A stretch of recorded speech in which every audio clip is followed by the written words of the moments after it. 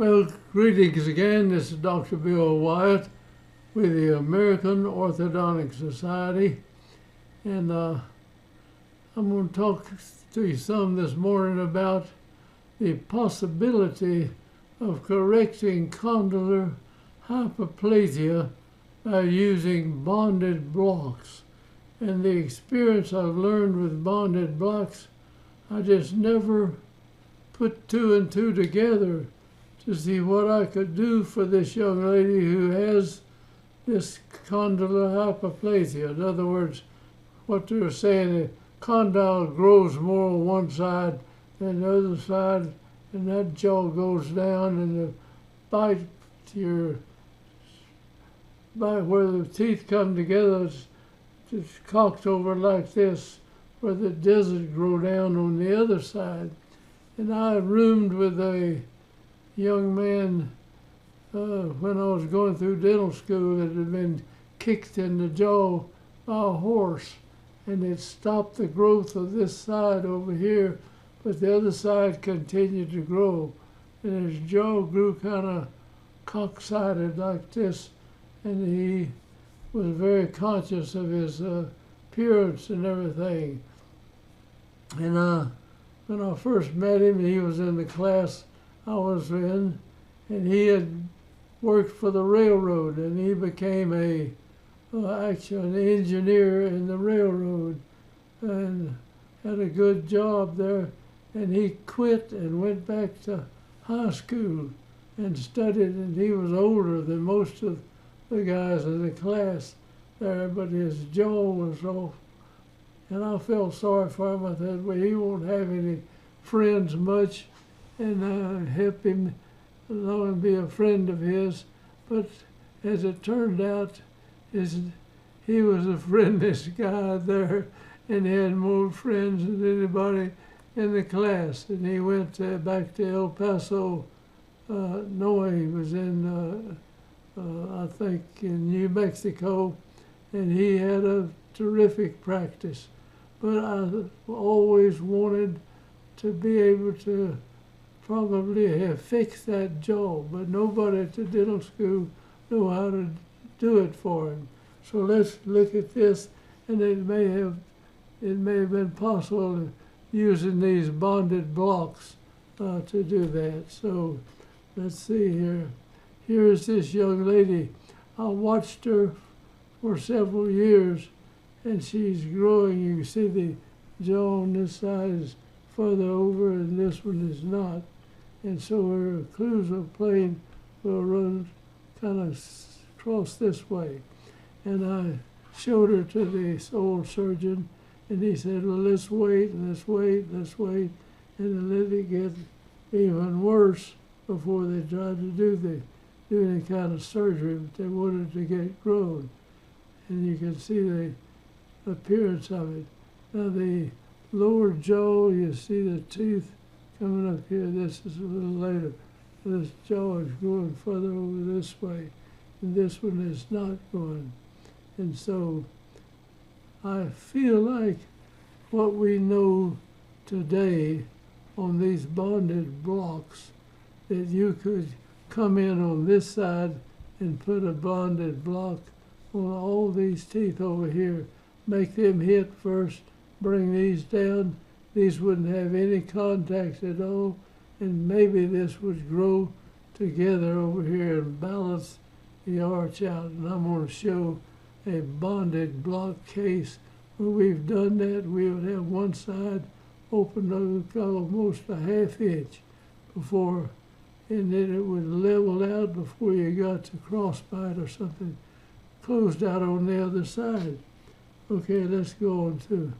So here's her mouth, and you can see this side coming way down like that, coming up. And they did the surgery. They mounted the case through all the steps and tried to reduce one side and bring it back up. But after the surgery, she still had quite a bit of difference in the blocks, and it didn't take away the imbalance.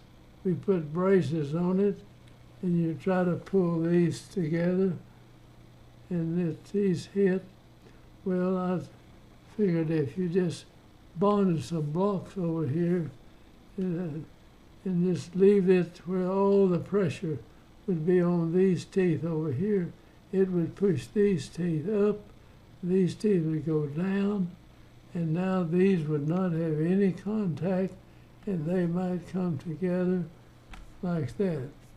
And so if I were younger and had this case come up again, I would try putting a bonded block in here and save all this surgery that this young lady had to go through, and see if this didn't come out and solve this problem right here. I would like for somebody to pick this up and try to learn how to see if we can depress this side. If you build blocks like this, you will bite on them, it doesn't matter what. It'll keep closing, and you could close these teeth down some, but while that's happening, these won't touch at all over here, see? And so these should come together, whereas if they close here some way or another, they get pressure over on this side. And that's about as good as we could get it surgically. So when they finish, so I'm going to go show you a case here where this young man has a double crossbite right here. And so we had to open them back right here to get this over. So we put blocks over here, and that would have about a 1/2 inch clearance. And so this was wide, and so when you put this on there, these teeth didn't touch over here. They had a big gap on that side of the mouth. You can watch this. He had some extractions we did. That's in material here on this. But I'm going to show you what we did with these bonded blocks here. Now he was hitting both sides were the same on this guy. And we took the 6-year molars out down here, and he had wisdom teeth, and we brought that together.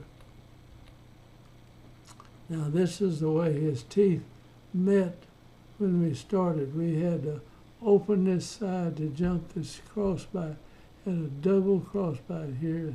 And this is the central, the lateral on the bottom, and then it had a deal that it was hard to get models trimmed with that on there. So we had to get those, this tooth come back here, get that lateral through that gap right there. So while we had this open, this came together. It actually grew, just moved together before we got that correction done. So here we've got, this has been in his mouth now a month or two, and these teeth are almost touching. And this is the bonded block that we had. It was a big block, get it up high enough where we could push these teeth over and get this lateral to come through here. And before we got this done, these teeth he was chewing over on this side. The teeth did not get bigger or anything else. The whole bone structure along with the teeth just moved together over here.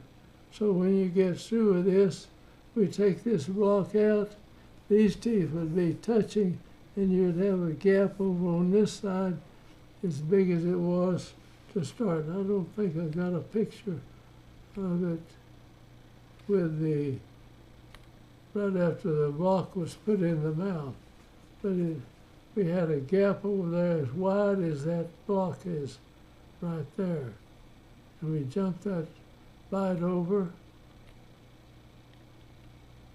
and got that tooth through that gap. And I'm going to show when we took the, that's a bad picture here. but the block is still in there now. It's a big block. We got this lateral where we get it in place. It's still in there. All right, we took the block out. Went from there to here. Now we take it out and he's got a gap in here as big as over here. And you leave it alone, don't get excited, everything, get this tooth in its place. And this will come down together, and this will go up, this will go down, and the thing will level out. And this was a person that just got right to the finish, and he just disappeared. I never could find him. But anyway, we had it back where these teeth were touching again over on this side, right here. So I think if I were a young man and I got a hold of somebody like this, that I would try using these bonded blocks to depress teeth on one side and allow the teeth to go longer or just move together. The teeth don't get any bigger, but the whole bony structure comes down. And that's happened many times over the years where we've used this bonded blocks, and we can regulate the height of those teeth. So thank you for watching. And if somebody out here is young and they're having a little problem like this, try the bonded blocks and see if this will work on leveling out condylar hyperplasia. And if I had known this back when I was in dental school, the whole school wanted to fix this guy's mouth, but this oral surgery department, they didn't know how they could get it done. So nobody did anything for him. And he spent his life that way. But he compensated and was extremely friendly to everybody. So thank you for watching, and such is life. And I'm going to close out here and hope you'll join us again later on.